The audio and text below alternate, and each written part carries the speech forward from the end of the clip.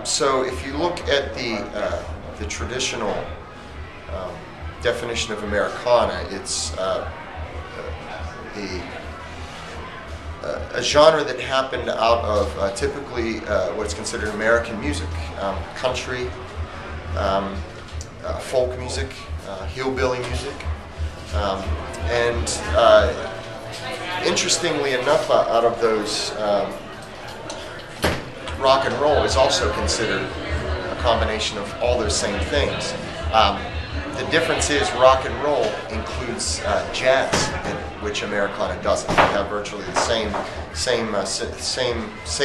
categories it's made up of as rock and roll, except it doesn't have jazz in it. So it's tough because it's a good question because everybody's interpretation of Americana is a little bit different. But I tend to think that it's just maybe a more country rock and roll, maybe more folk rock and roll. But to me, I don't think you can always get away with saying Americana without including rock and roll somewhere in the conversation. So, that makes sense. Yeah, because that leads me to my favorite question to ask. It's my first time with this, I'm sorry. No, it's okay. And you don't look like it is. But my favorite question to ask anybody, Johnny Cash, rockabilly or country? Well, so that's a great example. He was doing this before it was defined.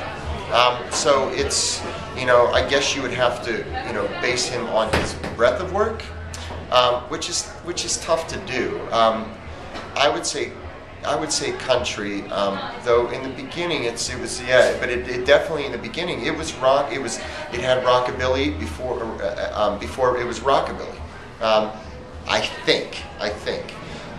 But yeah, and later on it's definitely veers towards more of a folk aspect. I think definitely a lot of his latter stuff does. But he's always dabbled in folk, and I think that he was dabbling in music that made him happy, that was his roots, and people tend to call it rockabilly or Americana or country, but essentially I think that he kind of defined it, what he did unto himself in a small way, maybe even a large way.